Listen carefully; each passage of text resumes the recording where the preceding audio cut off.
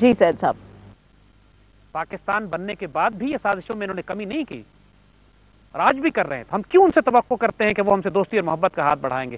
لیکن ہمیں اپنی فصیلوں کو مضبوط کرنا ہے. اب اللہ کے فضل سے اتنے کمزور ہم نہیں ہیں کہ دشمن ہم پر چڑھ دوڑے، لیکن ہم کمپلیسنٹ بھی نہیں ہو سکتے، ہم ریلیکس بھی نہیں کر سکتے، کیونکہ چاروں طرف سے ہم گھیرے جا چکے ہیں. اور ان حالات میں قیادت کو اٹھنا پڑتا ہے. اللہ تعالیٰ کا تحفہ ہوتے ہیں قائد اعظم اور علامہ اقبال جیسی شخصیات. اور انشاءاللہ جب اللہ نے ہمیں ان تمام تر خطرات اور مشکلات کے باوجود یہاں تک پہنچایا تو ضائع کرنے کے لیے نہیں بنایا. کسی لمحے کوئی قیادت آ جائے، سیاسی ہو یا فوجی ہو، اس میں مت پھنسیے گا. کیونکہ بات یہ ہے کہ دین کے آبرو کا دھیان کون کرتا ہے، حفاظت کون کرتا ہے، اور ہندوؤں کی آنکھوں میں آنکھیں ڈال کر کون بات کرتا ہے. جو کرے اس کے ساتھ رہیے گا، وہ آپ کی آبرو بچائے گا. سر میرا آپ سے سوال یہ ہے کہ ہمارے ہاں قیادت کا اتنا فقدان کیوں؟ کیونکہ آپ جب ہمارے ہمسائے ملک انڈیا کو دیکھتے ہیں تو 47 سے ان کے پاس ایک اسٹرانگ سسٹینڈ لیڈرشپ رہی ہے. آپ اسرائیل کو دیکھ لیں تو ڈیوڈ بن گورین اور گولڈن میئر کی شکل میں ان کے پاس ایک لیڈرشپ رہی ہے. تو ہمارے ہاں لیڈرشپ کی اتنی کمی کیوں؟ دیکھیے بیٹا، آپ کے سوال کا سادہ جواب یہ ہے کہ جو ہمارے لیڈرشپ ہے اس نے اپنی آئیڈیالوجی کو، اپنے دین کو ترک کیا ہوا ہے. ورنہ ہمارا دین شیروں اور دلیروں کا دین ہے، یہ بغیرتوں اور بے شرموں کا دین ہی نہیں ہے.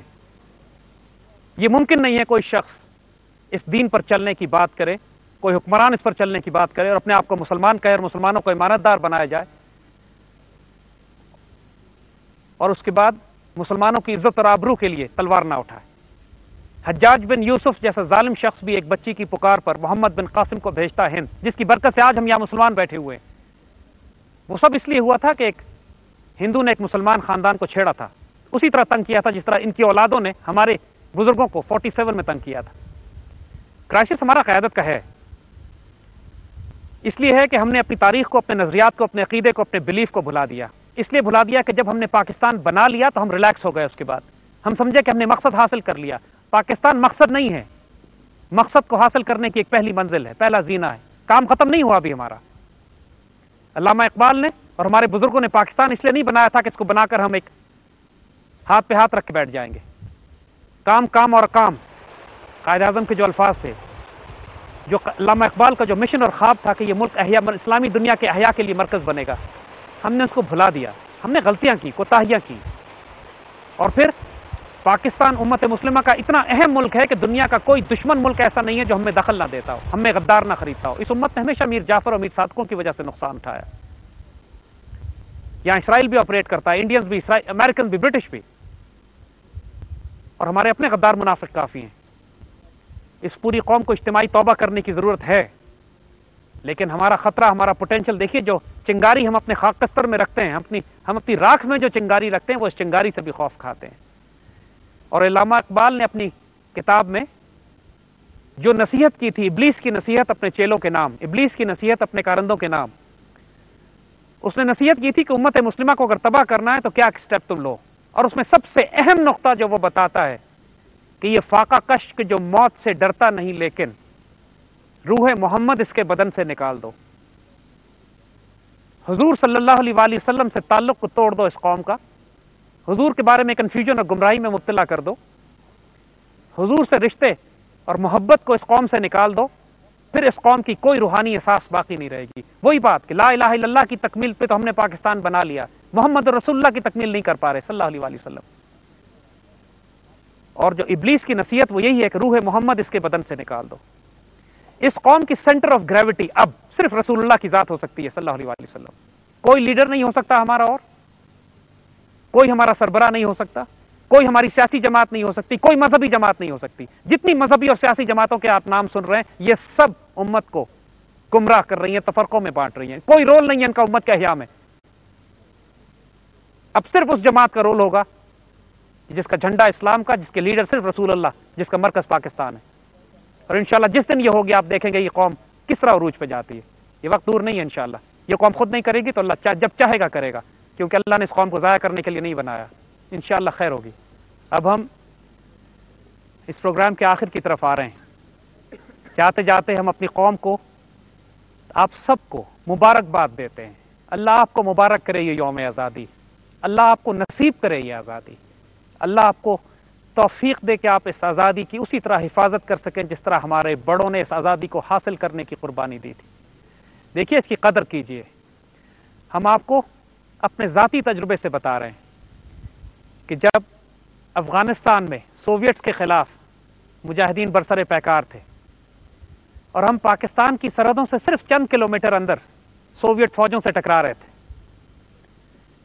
اس شدید خون آشامی میں، شدید جنگ میں، جب سوائے اللہ کی پناہ کے اور کوئی چیز بچانے والی نہیں ہوتی تھی اور رشین گن شپ ہیلی کاپٹرز اور بامبرز اور آرٹلری آپ کے اوپر بارش کی طرح برس رہی ہوتی تھی، اس آگ میں ہم پیچھے مڑ کر دیکھتے تھے اور پارا چنار پر ہمیں پاکستان کا جھنڈا نظر آتا تھا اور ہمیں اپنی پناہگاہ نظر آتی تھی پشت پہ، اور ہمیں اس وقت احساس ہوتا تھا کہ وہ کتنے بد نصیب لوگ ہیں جن کا کوئی مرکز نہیں، جن کا کوئی ملک نہیں، جن کا کوئی گھر نہیں ہو.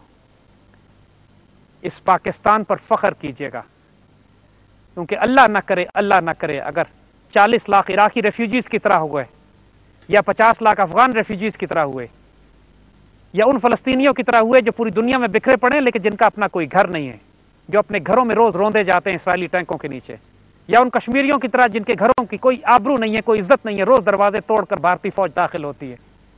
اللہ سے ڈریں اور قدر کریں اس نعمت کی جو اس نے آپ کو دی ہوئی ہے. اپنی حالت کو بدلیں اس سے پہلے کہ اللہ تعالیٰ مجبور ہو کہ آپ کی حالت کو تبدیل کر دے. پاکستان کی قدر کیجیے گا، اس پر اپنی جان، اپنی مال، اپنی عزت اور آبرو لٹانی پڑے تو یہ سستا سودا ہے، کیونکہ ہر انویسٹمنٹ انسان اپنے لیے نہیں، اپنے دین، اپنی آبرو، اپنے بچوں کے لیے بھی کرتا ہے. اس ملک نے بہت تکلیفیں اٹھائی ہیں اپنوں سے، اب وقت آ گیا ہے کہ ہم اس کو پے بیک کریں. اللہ آپ کو مبارک کرے. یہ آزادی اپنے عہد کی تجدید کا دن ہے. یہ ان شہداء کو یاد کرنے کا دن ہے، ان بہنوں اور بیٹیوں کو یاد کرنے کا دن ہے کہ جن کی لاشوں سے کنویں پٹ گئے تھے، جو ہاتھوں میں ہاتھ ڈالے جوک در جوک گولیوں کی بوچھاڑ کے آگے آتی تھی، جو آج بھی وہاں بیٹھ کر اپنے بچوں پر پاکستان کا نام لے کے دم کرتی ہیں اور ان کے بچوں کو اللہ شفا دیتا ہے. خیانت نہ کیجیے گا ان کے ساتھ. اللہ آپ کا حامی و ناصر ہو. اللہ پاکستان کا حامی و ناصر ہو. اللہ امت مسلمہ کا حامی و ناصر ہو. اللہ انڈیا کے مسلمانوں کا حامی و ناصر ہو. اللہ ہم پر رحم فرمائے. آپ سب کو مبارک ہو. پاکستان زندہ باد.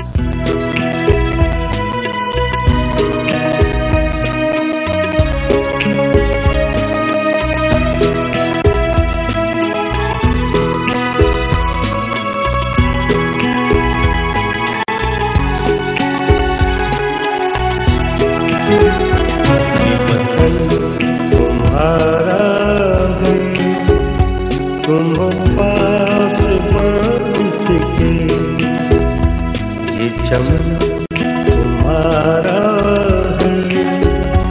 تم